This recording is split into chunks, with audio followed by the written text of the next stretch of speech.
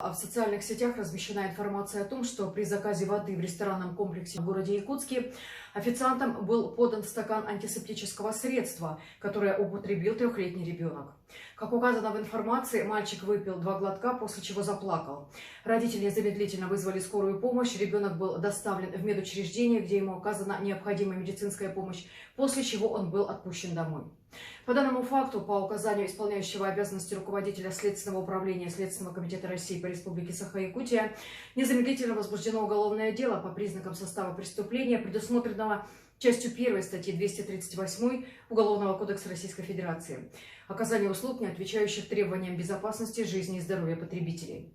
В настоящее время в ресторанном комплексе работает следователь Следственного отдела по городу Якутску.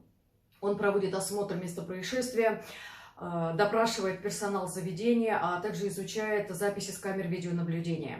Следователи также устанавливают состояние ребенка и проводят допросы родителей и свидетелей, находившихся в ресторанном комплексе в момент происшествия. Расследование уголовного дела продолжается.